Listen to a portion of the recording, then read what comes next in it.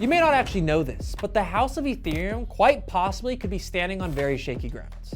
That's because there has been a series of explosive revelations about the founding of Ethereum and its foundation, and quite possibly very concerning connections to the SEC. This could mean a gigantic shift in the cryptoverse, and could signal the downfall of an entire ecosystem. Because if what we're about to uncover with ETHGate is true, this very well could pave the way for another project to take over the number 2 spot behind Bitcoin. It's time to discover crypto. From the outside looking in, the Ethereum Foundation seems to be laser focused on providing value and real-life use case on their decentralized blockchain. But is that the truth? Is there more to this story than simply Ethereum Foundations just dreaming of interoperability and interconnectivity in the universe of blockchain? Decentralized applications have been becoming more and more important in the past 10 years, and have the benefits of massively reducing costs and barriers to entry, removing single points of failure, preventing censorship, and ensuring transparency and trust between all the parties involved in an interaction. Because in the Ethereum white paper, its intent is to create an alternative protocol for building decentralized applications, providing a different set of trade-offs that will be very useful for a large class of decentralized applications. In an interview with Quartz published November 26 of 2018, Vitalik Buterin was asked, what if the person at the very start isn't putting the right information on the blockchain? He answered, blockchains definitely make it harder to contradict yourself. They definitely add on to the guarantees that you have. Other than making a sense of connections and connecting the dots, this is a story of contradictions. Those words from Vitalik Buterin, although well-meaning, are mere bubbles of water as per a Chinese proverb. When all the while, the action is the opposite to what is happening in the regulatory committee like the SEC, where Ethereum gets an alleged free pass and Ripple gets sued.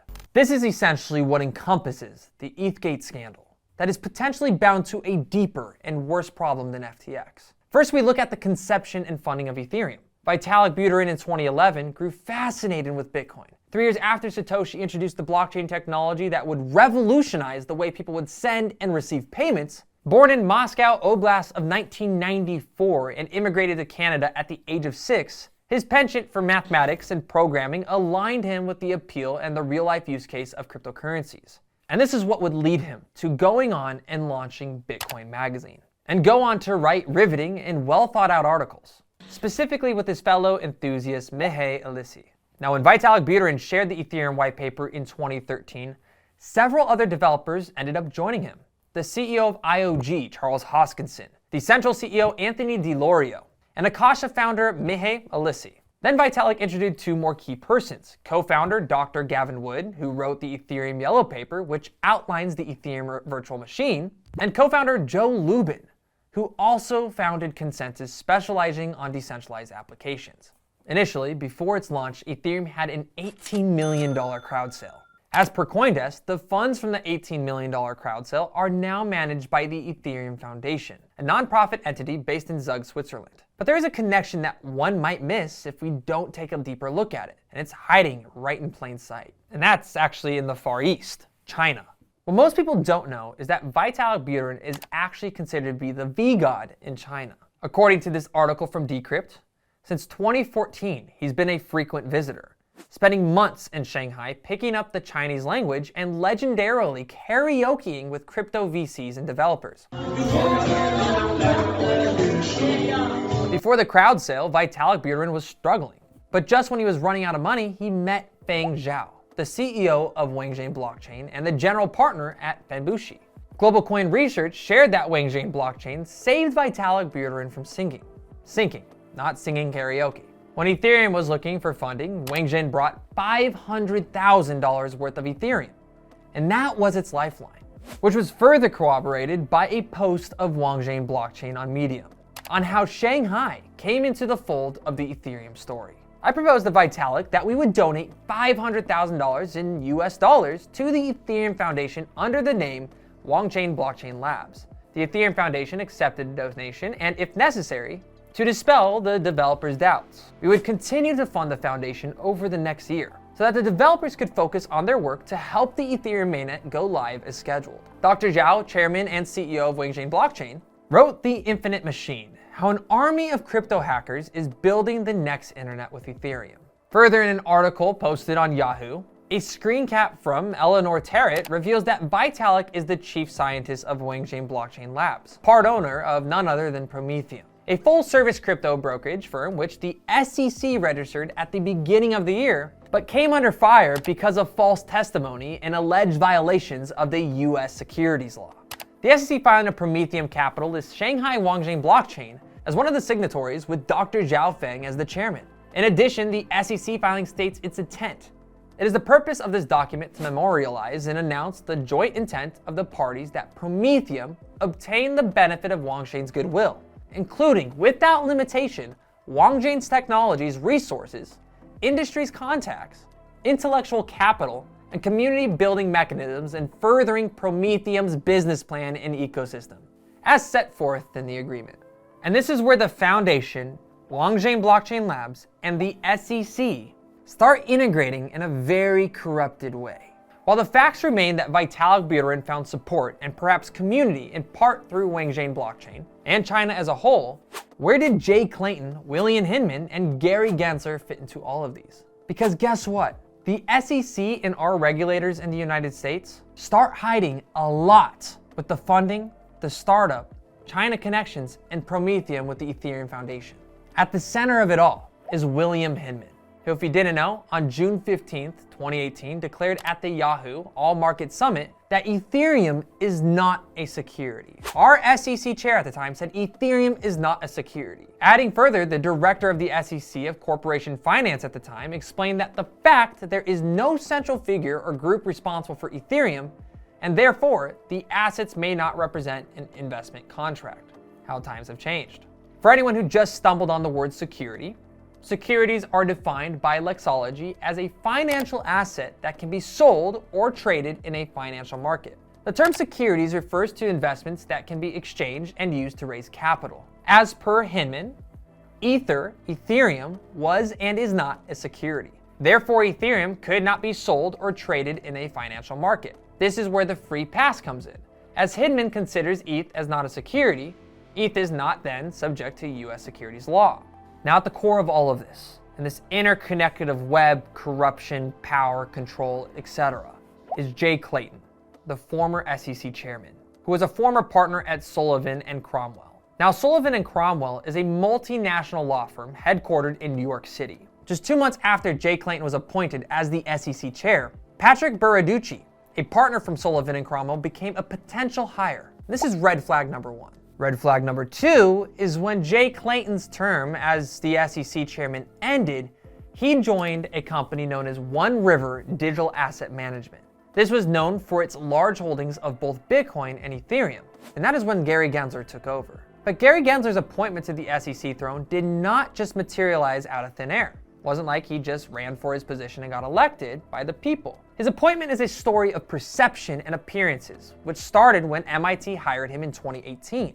Gensler's online profile shows no record of publication of an extensive knowledge on the blockchain technology, other than being called policy veterans, commenting on the future of financial regulations. In 2019, Gary Gensler was the then senior advisor to the MIT Digital Currency Initiative and former chairman of the US CFTC. The MIT Digital Currency Initiative's goal on their website, and his goal, was to conduct research necessary to support the development of digital currency and blockchain technology. Yet Gary Gensler has a complete different version of the funding of the Ethereum Foundation. In one of his classes at MIT, in a YouTube video that's recorded, he narrated how Joe Lubin of Consensus was the venture capitalist which Vitalik Buterin connected with. Again, a story of contradictions. So what about Ripple? I know a lot of you guys hold XRP and you've heard a lot about the conspiracies that have been brought forth in this industry. But were they too far off? Because during Clayton's, the predecessor of Gary Gensler's, last day of office, the SEC decided to file a case against Ripple for conducting $1.3 billion in unregistered securities. In the first page of the SEC's press release, it states that the SEC announced today that it has filed an action against Ripple Labs Inc., and specifically 2 of their executives, who are also significant security holders, alleging that they raised over $1.3 billion through, of course, an unregistered security, which was XRP. Now, this case brought to the light the contradictory practices and statements regarding Ripple and Ether. But in the grand scheme of things, who benefits from the inconsistencies? Is it the SEC? Is it the Ethereum Foundation? Is it the crypto regulation? Well, the reason why the Hinman emails are crucial in Ripple's defense was because of the guilty by association narrative that the SEC has with Consensus, of which Joseph Lubin is a founder of and also a co-founder of Ethereum, plus the numerous of meetings with Vitalik Buterin. Speaking at a Piper Sandler conference in New York, Gary Gensler also hit back on crypto companies, saying that companies in this space had made a calculated economic decision to flout its rules. Now, according to Gary Gensler, the premise is simple. When the token meets the test for being a security, then they should register with the SEC. However, in the light of the SEC's alleged free pass card for Ethereum and the vested personal interest of the people in the commission, are we going to take Gary Gensler's word for what it is? When all along could be that all he cared about was to further his resume and his career and not to revolutionize the crypto industry and stay true to the mandate of what the SEC is, supposed to actually be doing, protecting the American people? But of course, these are all just speculative. We need to stick to the facts of the case. When all these convergence of events seem conveniently written for a page-turner of a story, we get Steven Neyaroff, a lawyer and former advisor to Vitalik Buterin and the Ethereum Foundation, who just dropped a bombshell of a recording on November 16th of 2023, revealing concrete issues in the financial management of Ethereum, the white paper not being workable, and that Dr. Gavin Wood had to come in and fix it, and problems of poor internal structure with a lack of clear roles and disjointment teams. In the recording, Steven revealed how Vitalik Buterin, the V-god in China, someone who's thought of being a complete genius, someone no one could compare to on an intellectual level. It turns out that Vitalik was simply just a human and a 19-year-old kid, and still in fact was very vulnerable to people that wanted to take advantage of him. I mean, people don't think about it, but Vitalik Buterin was 19 years old when he founded Ethereum. He developed world-changing technology.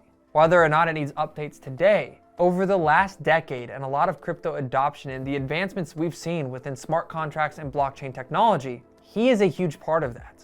So of course, when you come across hundreds of millions, if not billions of dollars in the course of a few years, people are gonna come in and take advantage of you legally. But while the conversations between Steven and Vitalik still have to be vetted and substantiated, this revelation is a big blow to the competency and the powers that be of China's V-god. So what does this mean for Ethereum and the future of cryptocurrency? It means this is an opportunity for correction and change before the people and the world. This could usher us into mass adoption. These cryptocurrency products have to go through fire and brimstone just to be granted viability. And ease of use, free of political agenda and economic ideology that serves only the selected few. And this is exactly why Bitcoin and the blockchain technology was created in the first place. This gives people freedom and self-sovereignty. It gives them back the power over their data that massive corporations and the governments have taken advantage of us for the last few decades. Whether it was Mark Zuckerberg and Facebook, or what could very well soon be central bank digital currencies. Vitalik Buterin, Charles Hoskinson, Gavin Wood, Satoshi, Hal Finney, all of these OGs and innovators. While they've made mistakes in the past, these are the people that have allowed us to see the opportunity that presents itself, a change from centralized authority. So in summary, this is what ETHGate was. William Hinman, our former SEC director, called it a security. The uncovering through Hinman's emails in the Ripple SEC case of the Hinman meeting with Consensus founder and Ethereum co-founder Joseph Lubin go to show that in fact they did not look at Ethereum as a security. And this brings to light the deep-seated allegations of vested personal interest of the people at the SEC. And of course, in the middle of all of this, Wangjane Blockchain Labs in China and Prometheum launched by the SEC. Whether these allegations of the SEC embed with Ethereum hold water still remain to be seen. But as they say, when there's smoke, there's fire. And in the foundations of blockchain technology, it is hard to contradict yourself indeed. As Vitalik Buterin said, everything is recorded in blockchain, and the people who demand for accountability and solutions, we are all watching. Lastly, in the DC FinTech Week interview of Brad Garlinghouse, the CEO of Ripple, he said that the SEC should be part of the solution. The SEC should be part of the solution. So why is the SEC cracking down on almost everything? What was the motive? What is the motive? And with Gary Gensler at the helm, are we ever going to know what happens with all of these allegations? As I always say, decentralization, guys, does not exist in a capitalistic society. More money always equals more power, and more control always leads to more power. Now, of course, this is a developing story. And we're going to be diving deep more into giving you the narratives that matter to the community and to your lives. So at the end of the day, we can create more informed and better choices with our investments. Now, if you guys like understanding the truth about the crypto industry, be sure you smash that like button, turn on those notifications, because we're just getting started. And let me know in the comments below. Do you believe crypto is any different than the fractional banking system? Or is crypto just simply Wall Street 2.0? Because this to me feels like an industry that's not only just not regulated, it is the Wild West for venture capitalists and all of these ultra-rich globalist elitists to come in, force regulations down the majority's throats, and take advantage of those same very people. Just like they took advantage of Vitalik when he was 19 years old, just like Gensler took advantage of his students at MIT when he lied to them, and just like in 2023 as the United States continuously pushes crypto innovation outside of the US. Truth is often a mirage.